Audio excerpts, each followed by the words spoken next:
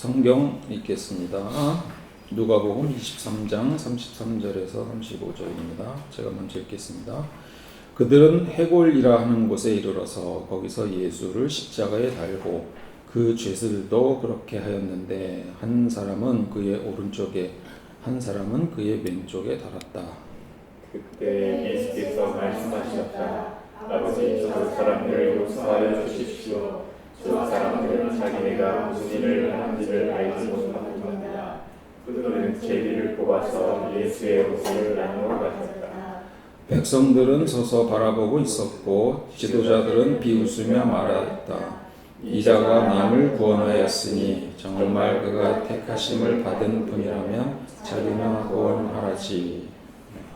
아멘. 오늘 설교 제목은 피해자를 위한 용서입니다.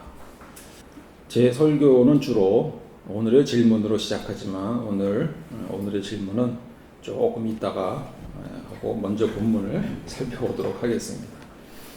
예수는 유대 종교 지도자들의 무고한 고발로 재판을 받고 최종 판결로 십자가형을 받습니다. 이후 채찍질을 당한 후 십자가를 지고 처형 장소인 골고다로 올라갑니다. 로마 군인들은 예수의 옷을 벗긴 후에 손과 발에 굵은 못을 박고 십자가를 세웁니다. 예수는 그 십자가 위에서 서서히 죽어가고 있었습니다. 그러나 예수는 아버지, 저 사람들을 용서하여 주십시오 라고 말합니다. 예수가 십자가에 처형되는 사건은 매우 중요한 사건이라서 사복음서에서 모두 이 이야기를 다룹니다. 그런데 특이한 것은 예수의 이 발언은 누가복음에만 실렸다는 것입니다. 게다가 세번역에 잘 보면 괄호가 이중으로 되어 있는데요. 이 이중 괄호는 권위 있다고 인정받는 초기 사본들에는 해당 구절이 없고 그래서 후대에 추가되었을 가능성이 높을 때 사용됩니다. 그럼에도 불구하고 이 구절은 십자가상의 칠언에 포함되어 예수의 매우 핵심적인 메시지로 다루어지고 있습니다.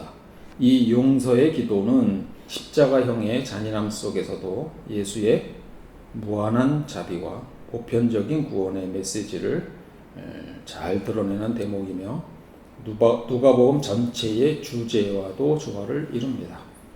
누가복음과 같은 저자가 쓴 글로 알려진 사도행전에도 이에 대한 맥락을 이어가고 있습니다. 스데반은 돌에 맞아 순교하면서 다음과 같이 기도했습니다. 주님, 이 죄를 저 사람들에게 돌리지 마십시오. 맥락이 잘 연결되죠. 그래서 이 용서의 기도는 다른 사람을 용서하는 것에 대한 기독교적 가르침과 실천에서 아주 중요한 모델로 사용됩니다.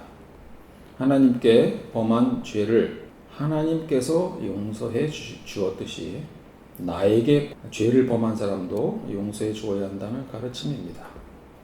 한국어 주기도문에도 이 용서를 강조하기 위해 우리가 우리에게 죄 지은 자를 용서해 준 것 같이 우리 죄를 용서하여 주시고로 사용하여 맥락을 잇고 있습니다. 주기도문은 마태복음 6장 9절에서 13절과 누가복음 11장 2절에서 4절에 기록되어 있는데요. 재밌게 내용이 살짝 다릅니다. 마태복음은 빚을 탕감하다라는 관점에서 기술하고 있고 누가복음은 죄를 용서하다라는 관점에서 기술하고 있습니다. 한국어 주기도문 해석은 마태복음의 근거를 두고 있지만 이 죄 부분은 빚이 아니라 누가복음의 것을 취하고 있습니다. 아무튼 누가복음은 이 죄의 용서를 중요한 주제로 다루고 있다는 것입니다.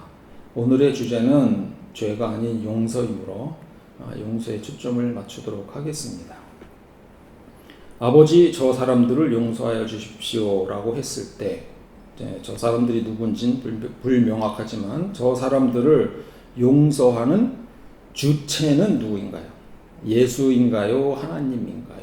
예수님과 하나님은 같다고 주장할 수 있으니 상황을 좀 바꿔 보겠습니다. 나에게 죄를 범한 사람들이 있습니다. 그래서 제가 기도를 합니다. 아버지, 저 사람들을 용서해 주세요. 이제 오늘의 질문이 나옵니다. 좀 많습니다. 용서의 주체는 용서를 구하는 저인가요? 아니면 하나님인가요? 실질적 용서의 권한이 하나님께 있다면 피해자인 나는 무엇인가요? 나의 기도는 무슨 의미가 있는 것이고 나의 기도 없이도 용서가 가능한 것인가요? 그렇다면 내 기도는 무슨 의미가 있죠? 용서의 권한이 나에게 있다면 왜 하나님께 용서해달라고 했을까요? 내가 용서하지 않으면 용서가 안 되는 것인가요? 내가 용서하지 않았는데도 하나님은 용서해 주시나요? 그들의 죄가 내 죄보다 훨씬 크다면 주기도문에서처럼 내 죄를 용서받기 위해 그들의 죄를 용서하는 것에 무슨 이득이 있나요? 어쩌면 용서는 내 마음의 그냥 상태가 아닐까요? 용서는 내 마음이 회복하기 위한 과정일 뿐 가해자나 세상과는 아무 관련이 없는 그런 느낌이라는 거죠. 자, 질문이 많죠. 생각을 해보니 막 질문이 막 나와서 정리를 해봤습니다. 다 하나씩 따져볼 수도 있지만 시간이 너무 걸리는 관계로 자, 어쨌든 용서에 관한 문제가 쉽지는 않다. 자, 이런 걸 좀 염두에 두시고 오늘 초점은 피해자를 중심으로 한 용서에 대해서 좀 보도록 하겠습니다. 아버지, 저 사람들을 용서하여 주십시오 라는 이 대사는 영화 오늘의 대사입니다. 영화 오늘은 송혜교가 주연으로 또 남지연이 조연으로 나오며 2011년에 개봉한 영화입니다. 이정향 감독이 만들었는데요. 이전에 집으로라는 영화를 만들기도 했습니다. 이 영화의 주제는 용서입니다. 용서가 무엇인지, 용서를 왜 해야 하는지, 용서를 어떻게 해야 하는지에 대한 생각을 하게 됩니다. 영화 중에 이 대사는 모든 사람을 용서해 주자는 맥락에서 한 말이 아닙니다. 예수가 용서를 구한 것은 피해자인 예수가 가해자를 용서하지 않으면 하나님도 그들을 용서하지 않는 것이 아니냐고 반문하는 대사입니다. 조선시대에 죄를 지으며 형벌을 받아야 했는데 양반 사대부는 볼기를 맞는 수치스러운 형벌을 당하면 가문의 명예와 자신의 품계, 위상이 실추된다고 생각해서 이를 극도로 꺼렸습니다. 이 때문에 노비를 대리인으로 세우는 것이 사실상 관행처럼 자리를 잡았습니다. 이것을 매품팔이라고 합니다. 매품팔이죠. 판소리 흥부가에도 이런 장면이 나옵니다. 흥부가 극심한 가난에 시달리던 중 환곡, 곡식을 빌리러 관아에 갔다가 고을 좌수를 대신해 곤장을 맞으면 돈 30냥을 주겠다는 이방의 제안을 받는 대목입니다. 제가 한번 읽어보겠습니다. 벼가 되거든 한 섬만 주시고 쌀이 되거든 단말만 주시고 돈이 되거든 단량만 주시옵고 그도저도 정 주기가 싫으시면 니명이나 쌀액이나 양당간에 주옵시면 죽게 된 자식을 살리고서. 여기서 니명은 하찮은 질이 낮은 곡식이고요. 쌀액이는 쌀을 찢고 나서 부스러진 그 쌀알을 의미합니다. 자, 이방이 이렇게 말합니다. 어따 이 사람아, 나랏 곡식 얻을 생각 말고 품 하나 팔아볼라오. 아이고 이방님, 돈 생길 품 같으면 10,000,000번 팔고 말고요. 다른 게 아니라 우리 고을 좌수가 병영영문에, 병영영문은 병마절도사의 관청입니다. 병영영문에 죄를 지었다나 그래 좌수 대신 곤장 10대만 맞으면 곤장 한 대당 돈이 성냥은 고아놓은 돈이요. 우선 말 타고 가라고 해서 말삭 단량을 재직해 놨으니 품 한번 팔아보시려고. 아이고 이방님, 내 품 팔고도 남을 것 같은데 내 그 품 팔고 말고 그 돈 단량 날래주게. 이렇게 돈을 받은 후에 부르는 노래가 돈타령입니다. 꽤 유명합니다. 판소리 논타령 한번 들어보시면 좋을 것 같습니다. 자, 이런 이야기를 들으면 어떻습니까? 불공평한 세상이라고 생각되지 않습니까? 돈 없는 누구는 죽어라 맞고 돈 있는 누구는 노비를 보내서 대신 맞고. 사실 기독교의 대속교리는 이러한 맥락과 같습니다. 기독교의 대속교리는 예수 그리스도가 자기 백성의 모든 죄를 지고 형벌을 대신 받았으므로 믿기만 하면 우리는 의로워지고 심판을 면하고 구원받는다는 교리입니다. 내가 받을 형벌을 다른 사람이 대신 받게 하는 것으로 보면 동일합니다. 내가 형벌을 받지 않아도 되니 내가 죄를 저지르는 것에 대해 덜 민감하게 되겠지요. 그렇게 되면 상황은 점점 더 나빠질 수 있습니다. 양반 입장에서는 너무 좋은 관행입니다. 돈만 있으면 다 해결되니까요. 기독교인은 믿음만 있으면 다 해결된다고 생각하니 별반 다르지 않습니다. 이 교리는 현대 개신교의 핵심 신앙 교리입니다. 이 교리는 우리가 가해자이고 죄인일 경우에 참 감동적인 이야기입니다. 우리는 하나님께 죄를 지었고 하나님은 우리 모든 죄를 용서해 주신다는 내용인데 이 이야기에서는 피해자의 자리는 없습니다. 가해자가 하나님께 용서를 받는다면 피해자는 어떻게 위로를 받을 수 있습니까? 이에 대한 질문을 던지는 영화들이 있는데 전도연 주연의 밀양이나 오늘 말씀드리는 오늘과 같은 이런 영화입니다. 간단한 줄거리는 다음과 같습니다. 다큐멘터리 PD인 송혜교는 사랑하던 약혼자를 오토바이 뺑소니 사고로 목숨을 잃습니다. 가해자는 고등학생이었습니다. 그런데 송혜교는 가톨릭 종교적 분위기에 떠밀려 가해자를 쉽게 용서해 줍니다. 단원서를 적극적으로 써주면서까지 말이죠. 그녀도 용서에 동의했다고 스스로 믿고 있었습니다. 이 종교적 분위기의 핵심은 이렇습니다. 무조건적인 용서만이 진정한 기독교의 덕목이라고 가르칩니다. 그들은 주기도문에서 우리가 우리에게 죄 지은 자를 용서한 것 같이라는 구절을 근거로 피해자가 자신의 고통을 해소할 정의로운 심판을 바라는 자연스러운 마음조차 포기하고 지켜야 할 최우선 명령으로 해석하고 강요하는 것입니다. 공동체는 송혜교에게 예수님의 십자가상의 기도, 아버지 저들을 용서하여 주십시오. 이것을 모범으로 제시하며 용서는 곧 사랑의 완성이라는 메시지를 끊임없이 주입했습니다.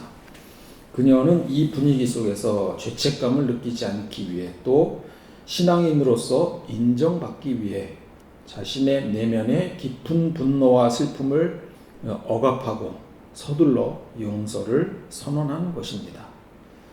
이로 인해 그녀의 용서는 진정한 내적 치유로 이루어진 것이 아닌 외부의 기대에 맞춘 가면 연극이 되어버렸다는 것입니다. 결국 시간이 흐른 후 영화 후반부입니다. 그녀는 이것을 깨닫고 억압된 감정들이 심각한 심리적 고통으로 갈등하는 과정을 그리게 됩니다. 1년 후 그녀는 사형제도 반대를 위해서 용서라는 주제로 다큐멘터리를 제작하기 시작합니다. 가톨릭 교회가 주관하는 일이었습니다. 다양한 피해자들을 만나면서 그들과 인터뷰를 녹화합니다. 피해자들의 용서 그 이후라는 주제로 필름을 촬영을 합니다. 피해자들의 다양한 감정이 소개되는데요. 어떤 이들은 용서해 준 것이 참 잘한 일이라고 스스로에게 의미를 부여하고 있었지만 어떤 피해자들은 내가 왜 그렇게 쉽게 용서를 해 주었을까 하며 가해자의 반성이 없는 이런 용서를 후회하고 있었습니다. 피해자들은 자신들에게 불공평한 사회에 또다시 고통을 받고 있었습니다. 예를 들어서 경찰서에서는 피해자에게 교도소에서 나온 강간범의 거주지조차 확인을 해주지 않습니다. 도망해서 살 수도 없게 말이죠. 영화에서 교도소는 교화의 역할을 하지 못한다고 형사는 말합니다. 교도소에서의 감형 신청도 피해자와는 관계없이 진행됩니다. 재판 제도의 문제인데요. 피해자는 재판 과정에서부터 배제됩니다. 가해자는 피해자가 아니라 판사에게 용서를 구하고, 판사는 피해자의 의사와는 관계없이 알아서 용서해 줍니다. 2022년 5월에 일어난 부산 돌려차기 강간 살인 미수 사건에서 이런 내용들이 잘 드러납니다. 여러 인터넷 기사가 널려 있는데요. 반성, 인정, 가난한 불우 환경이 도대체 이 재판과 무슨 소용이 있습니까? 피해자가 용서하지 않겠다는데 왜 판사가 마음대로 용서를 하겠다는 겁니까? 라고 피해자가 울부짖는 내용입니다. 피해자는 가해자의 반성문을 감형 이유로 꼽은 재판부를 비난합니다. 검찰이 20년 구형했는데 1심입니다. 재판부는 12년만을 선고했습니다. 가해자는 법원에 반성문을 내면서 주소가 공개되었다는 이유로 피해자에게 또 다른 협박을 합니다. 공판 기록을 보여달라고 하니 피해자는 재판 당사자가 아니니 가해자에게 민사소송을 걸어서 문서 송부 촉탁을 해야 한다는 말을 듣습니다. 피해자는 국회에서 이것이 국가의 2차 가해라고 목소리를 높였습니다.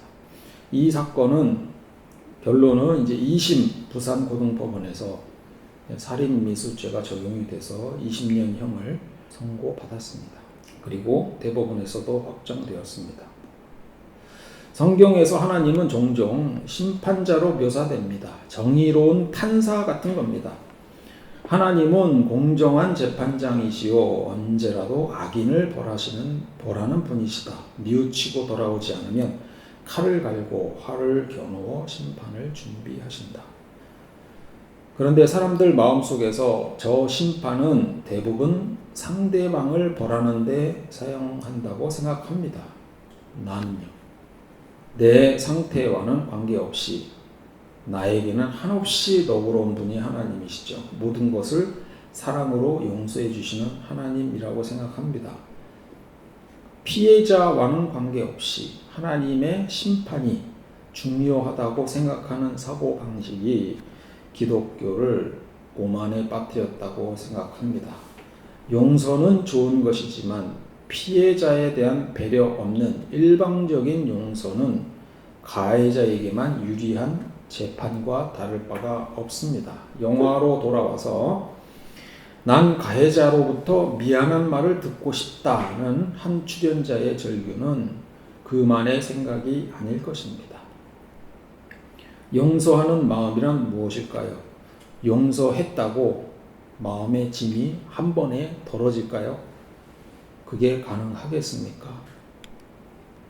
대사 중에 하나입니다. 용서란 미움을 없애는 것이 아니고 미움을 마음의 가장자리에 밀어놓는 것이다. 나의 감정이 나를 독점하지 못하도록 미움이란 감정을 한쪽으로 밀어놓을 수 있다면 그것이 용서다라는 얘기입니다. 송혜교는 가해자의 반성 없이 용서해준 자신에 대해 심적 갈등을 겪다가 신부를 찾아갑니다. 그리고 예수의 십자가의 용서에 대해서 따집니다. 예수가 왜 용서의 기도를 했느냐는 것입니다. 예수가 십자가에서 용서해 달라고 한 것은 그가 용서하지 않으면 그들도 용서가 안 돼서 아닌가요?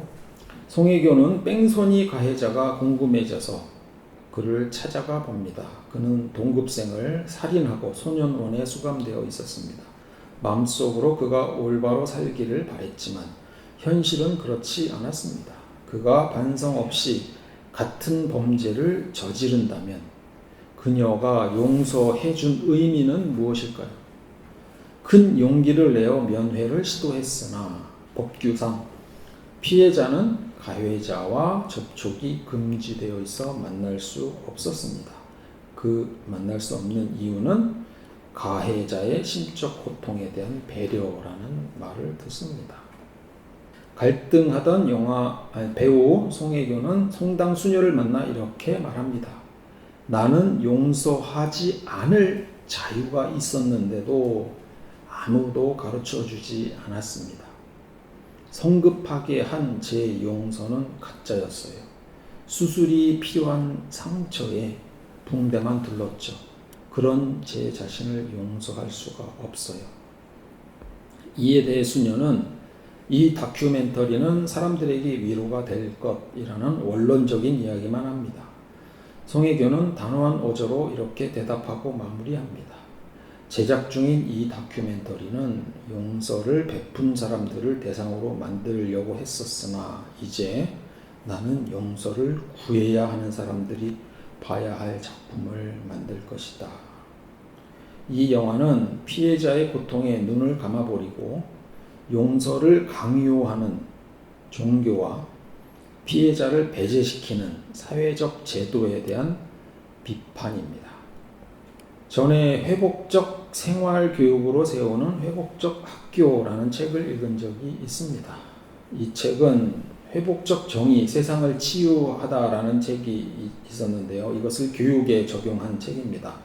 앞서 말씀드린 이러한 문제를 제기하는 교육 현장에서 어떻게 이걸 바로잡을 수 있는가라는 내용을 담고 있습니다. 이 책은 잘못이 있을 때 정의를 회복시키는 방법이 두 가지가 있다고 소개합니다. 하나는 응보적 정의이고요. 하나는 회복적 정의입니다. 응보적 정의면 잘못했으니 벌을 받는다는 그런 정의가 됩니다. 권선징악이죠. 우리가 알고 있는, 일반적으로 알고 있는 그러한 정의입니다. 그러나 이 정의에는 피해자에 대한 내용은 없습니다. 예를 들어 학폭 가해자가 있다고 해봅시다. 보통 가해자가 받는 조치는 보복행위 금지, 접촉 금지, 출석 정지, 며칠, 특별 교육 이수 등등의 처벌을 받습니다만 피해자에 대한 조치는 전혀 없습니다. 학교 폭력이 발생하면 가해자와 피해자는 보호, 가해자는 선도라는 명목으로 분리 조치가 되고 따로 대응이 됩니다. 이 처리 방법은 피해 회복과 무관합니다. 가해자는 죄를 지었고 벌을 받았으니 이제 다 끝난 거잖아 라는 생각을 하면 하기 일쑤입니다.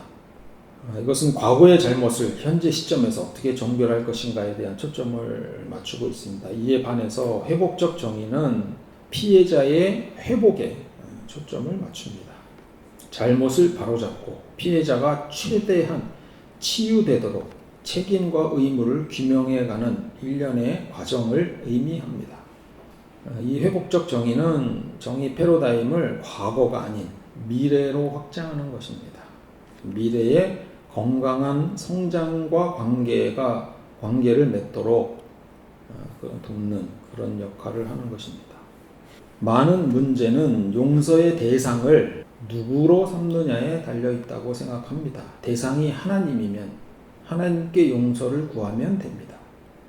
그런데 용서의 대상이 사람일 수 있지 않습니까? 이에 대해서 예수님의 말씀이 있습니다. 그러므로 내가 제단에 제물을 드리려고 가다가 내 형제나 자매가 내게 어떤 원한을 품고 있다는 생각이 나거든. 너는 그 제물을 제단 앞에 놓아두고 먼저 가서 그 형제나 자매와 화해하여라. 그런 다음에 돌아와서 제물을 드려라. 너를 고소하는 사람과 함께 법정으로 갈 때는 도중에 얼른 그와 화해하도록 하여라. 그렇지 않으면 고소하는 사람이 너를 재판관에 넘겨주고 재판관은 형무소 관리에게 넘겨주어서 그가 너를 감옥에 집어넣을 것이다. 잘못했으면 잘못한 사람이 가서 화해하라고 하지 않습니까? 용서를 구하라는 말입니다. 대상이 누굽니까? 하나님입니까? 아니죠. 대상을 형제 자매라고 명시하고 있습니다. 이러한 내용은 세리장 삭개오의 회개에서도 잘 드러납니다. 내 소유의 절반을 가난한 사람들에게 주겠습니다. 또 내가 누구에게서 강제로 빼앗은 것이 있다면 4배로 갚아주겠습니다. 삭개오는 잘못한 대상을 정확히 알고 그들에게 보상하겠다고 했습니다. 그랬더니 오늘 구원이 이 집에 이르렀다고 합니다. 영화 오늘이나 밀양은 용서의 대상이 사람인데 하나님으로 착각하는 기독교인과 교리에 대한 반발입니다. 진정한 회개는 그 대상이 명확해야 합니다. 잘못의 인정과 함께 피해 대상에게 맞는 회복과 행동을 해야 하는 것입니다. 예수님은 하나님께 무조건적인 용서를 구하라고 하지 않았습니다. 우리가 우리 선에서 정리해야 할 내용이 있다면 우리 힘으로 정리하고 그리고 나서 하나님 앞으로 나오라고 하는 것입니다. 무조건 하나님 앞에서 나와서 용서해 달라고 하는 우리의 모습이 참 성경적이지는 않다고 생각합니다. 우리는 예수의 이러한 말씀이 얼마나 교회에 전해지는지 또 실천되는지 되돌아볼 필요가 있습니다. 지난번에도 한번 말씀드렸는데요. 유대인들은 욤키푸르라는 속죄일을 굉장히 중요하게 여깁니다. 이 날은 유대력의 설날부터 열흘째 되는 날인데요. 이 열흘 동안 사람들은 일일이 사람들을 찾아다니면서 용서를 구합니다. 이 기간을 경외의 날들 또는 회개의 날들이라고 부릅니다. 그리고 나서 속죄일이 되면 욤키푸르를 맞이합니다. 당일에만 하나님께 용서를 구하는 것이 아니라 그 전부터 용서를 구해야 될 사람들을 찾아다니면서 용서를 구하고 관계를 회복하는 노력을 하는 것입니다.